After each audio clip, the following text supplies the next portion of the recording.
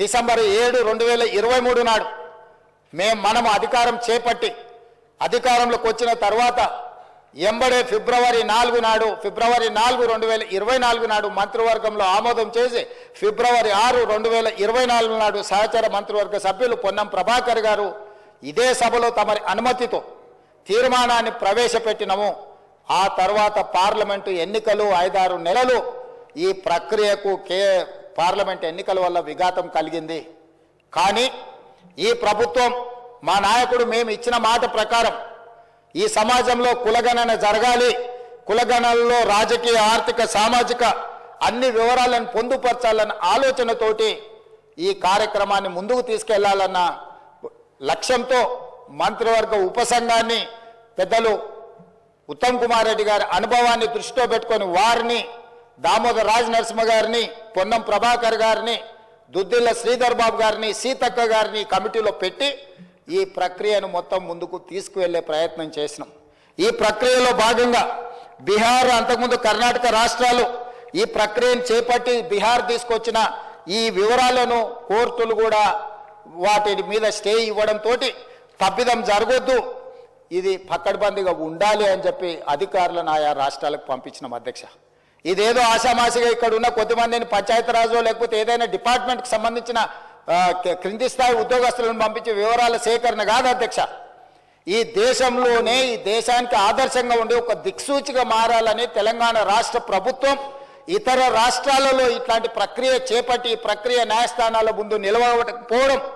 ఈ ప్రక్రియ వల్ల జరిగిన నష్టాన్ని అంచనా వేయడానికి కూడా ఇతర రాష్ట్రాలకు అధికారులను పంపించి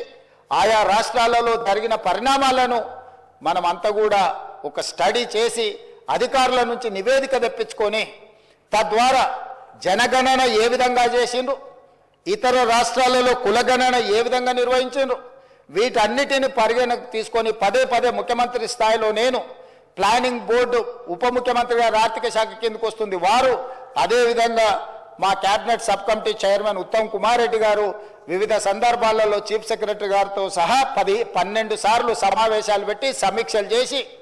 అధికారులకు సూచనలు చేసి ఒక పక్కడ్బందీ ప్రణాళికతోటి ఏ విధంగా అయితే జనాభాను మనం లెక్కిస్తామో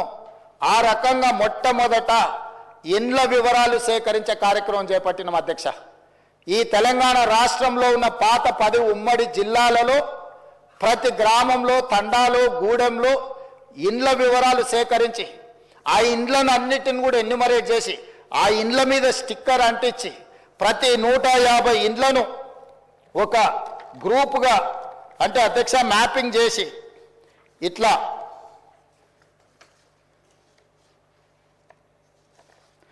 ప్రతి ఇంటిని కూడా ప్రతి ఇంటికి స్టిక్కర్ అంటించి ప్రతి 150 ఇండ్లను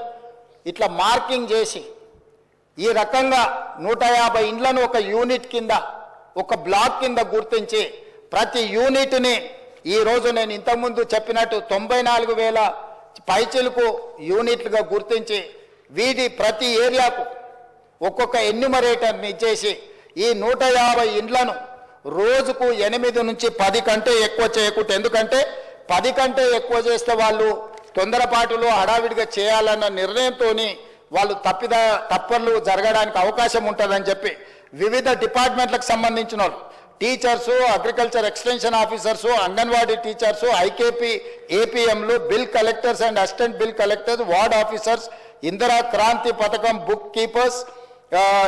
chairman, environment engineers, Panchayati Raj secretary, junior assistant, record assistant, typist,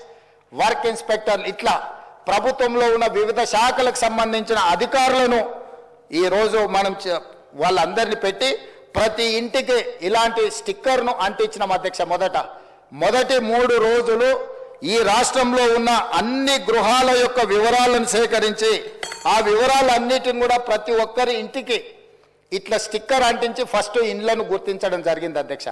ఆ తర్వాత ప్రతి ఇంటికి మన ఎన్యూమరేటర్లు వెళ్ళి ఇట్లాంటి అప్లికేషన్లు తీసుకెళ్ళి అధ్యక్ష ప్రతి ఒక్కరి వివరాలు వాళ్ళందరితో సేకరించి 8 పేజీలల్లా అక్కడికి వెళ్ళి వాళ్ళతో మాట్లాడి వాళ్ళు ఇచ్చిన సమాచారాన్ని తీసుకొని వాళ్ళ సంతకాన్ని కూడా కుటుంబ యజమాని పేరు, మొబైల్ నెంబర్తో సహా సంతకం వాళ్ళు తీసుకొని, ఎన్యూమరేటర్ సంతకం తీసుకొని, సూపర్వైజర్ సంతకం తీసుకొని ఈ రకంగా సమాచారాన్ని 8 పేజీలలో పూర్తి వివరాలతో కూడుకున్న వాళ్ళ పేరు, తండ్రి పేరు, వాళ్ళ కులము, వాళ్ళ ఆర్థిక స్తోమత, వాళ్ళ విద్య, గతంలో ప్రభుత్వం నుంచి ఏమైనా పథకాలలో లబ్ధి పొందినరా, గతంలో రాజకీయ పరమైన రిజర్వేషన్లు ఏమన్నా పొందినరా, ఇట్లా పూర్తి స్థాయిల వివరాలతోటి ఆ కుటుంబం యొక్క వివరాలు తీసుకున్నాం అధ్యక్ష. ఇవన్నీ మాన్యువల్గా సేకరించి 76,000 మంది డేటా ఎంట్రీ ఆపరేటర్స్ని పెట్టి ఏ ఎన్యూమరేటర్ అయితే 150 ఇండ్లకెళ్ళి చేసిండో అతనే డేటా ఎంట్రీ ఆపరేటర్ దగ్గర కూర్చొని ఒక్కొక్క పేజీ తీసి కంప్యూటరీకరణ చేపించి పూర్తిగా ఈ డేటానంతా కూడా 76,000 మంది డేటా ఎంట్రీ ఆపరేటర్లు 36 రోజులు కష్టపడి ఈ మొత్తం అంతా కూడా క్రోడీకరించింది అధ్యక్ష. ఈరోజు ఇంత పకడ్బందీగా ఇందులో ఉండే పని చేసే వాళ్ళకు కూడా, ఉద్యోగస్తులకు కూడా వాళ్ళకు ఒక బుక్లెట్ అధ్యక్ష. రాష్ట్ర స్థాయిలో ఎన్యూమరేటర్లకు శిక్షణ ఇచ్చినాం, ఆ తర్వాత జిల్లా స్థాయిలో సూపర్వైజ్ చేసే వాళ్ళకి శిక్షణ ఇచ్చినాం, ఆ తర్వాత మండల స్థాయిలో పనిచేసే వాళ్ళకి ఇచ్చినాం, ఆ తర్వాత ప్రతి 150 ఇండ్లకు వెళ్ళే వాళ్ళకు కూడా శిక్షణ ఇచ్చి ఎక్కడ తప్పు జరగకుండా, ఎలాంటి ఇబ్బంది జరగకుండా వాళ్ళకు ఒక బుక్లెట్ ఇచ్చి, ఒక మాన్యువల్ అంటే గైడ్ లైన్స్ లాగా ఒక పుస్తకం ఇచ్చి అధ్యక్ష వాళ్ళందరినీ కూడా వాళ్ళకి శిక్షణ ఇచ్చి ప్రభుత్వం పకడ్బందీగా వీళ్ళందరినీ కూడా వినియోగించుకున్నప్పుడు వాళ్ళందరికీ కూడా జీతభత్యాలు ఇచ్చినాం అధ్యక్ష. అంటే ప్రభుత్వ ఉద్యోగులైనా జీతమే కాకుండా అదనంగా పనిచేయించుకున్నందుకు కూడా వాళ్ళకు జీతభత్యాలు ఇచ్చి 160 కోట్ల రూపాయలు ఖర్చు పెట్టి ఈరోజు ఒక నిర్దిష్టమైన పకడ్బందీ సమాచారాన్ని ఈరోజు సేకరించిన అధ్యక్ష 7 దశాబ్దాలుగా పైగా ఈరోజు బలైన వర్గాలకు సంబంధించిన వాళ్ళు కావచ్చు, మైనారిటీలు కావచ్చు, మేము ఎంతమంది ఉన్నామో మా లెక్క మాకు చెప్పండి అన్నారు అధ్యక్ష. కనీసం మాకు నిధులు, మా రిజర్వేషన్లు, లేకపోతే మా ఉద్యోగ ఉపాధి అవకాశాలలో మేము మా భాగం అడగాలి అని అంటే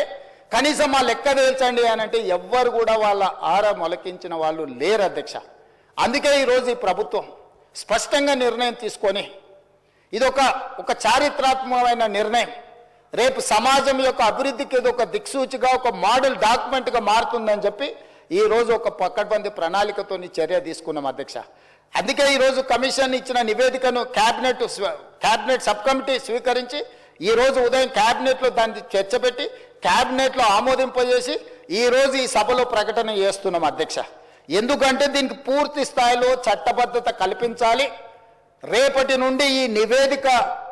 రాష్ట్ర ప్రభుత్వం అమలు చేయబోయే సంక్షేమ పథకాలకు, అదేవిధంగా అభివృద్ధి కార్యక్రమాలకు, ఉద్యోగ ఉపాధి అవకాశాలకు, రాజకీయ వాళ్ళ అవకాశాల కోసం ఈరోజు ఈ నివేదిక పనిచేయాలన్నది ప్రభుత్వం యొక్క లక్ష్యం అధ్యక్ష. అందుకే ఈరోజు 46.25% ఉన్న బీసీలు, ఏబిసిడి, అదేవిధంగా ఈ గ్రూప్లో ఉన్న ముస్లిం మైనారిటీ బీసీలు ఏదైతే 10.08 ఉందో, మొత్తం 56% పైగా ఉన్న బీసీలు అందరికీ కూడా ఈ రాష్ట్రంలో సముచితమైన గౌరవము, స్థానము కల్పించాలన్న ఆలోచనతోటి ఈరోజు ఈ ప్రభుత్వం ఈ నిర్ణయం తీసుకొని ముందుకు వచ్చింది అధ్యక్ష. కాబట్టి ఈ సభలో సభ్యులందరినీ ప్రభుత్వం ఒక మంచి కార్యక్రమాన్ని తీసుకొచ్చి ప్రజలకు అందుబాటులో పెట్టినందుకు ఈరోజు అందరూ సభలో ఉన్న వాళ్ళందరూ కూడా ఈ ప్రభుత్వాన్ని రాజకీయాలకు అతీతంగా అభినందించాల్సిన అవసరం ఉన్నది. మంత్రివర్గ ఉపసంఘాన్ని, అదేవిధంగా అధికారులు, అదేవిధంగా ఎన్యూమరేటర్ సూపర్వైజ్ చేసిన వాళ్ళు, ఎన్యూమరేటర్లుగా పనిచేసిన వాళ్ళు రాత్రి మగళ్ళు కష్టపడి ఇది ఒక దిగ్విజయమైన కార్యక్రమంగా, దేశానికే ఆదర్శంగా నిలబడే ఒక కార్యక్రమాన్ని, ఒక బాధ్యతను నెరవేర్చింది. కాబట్టి ఈ తమరి ద్వారా సభలో ఉన్న సభ్యులందరినీ ఈ మొత్తం కార్యక్రమంలో పాల్గొన్న వాళ్ళని అందరినీ కూడా అభినందించాల్సిందిగా కోరుతున్నా. మీరందరూ పెద్ద ఎత్తున చప్పట్లతో వాళ్ళందరినీ అభినందించాలని తెలియజేస్తూ తమరి దగ్గర సెలవు తీసుకుంటున్న అధ్యక్ష.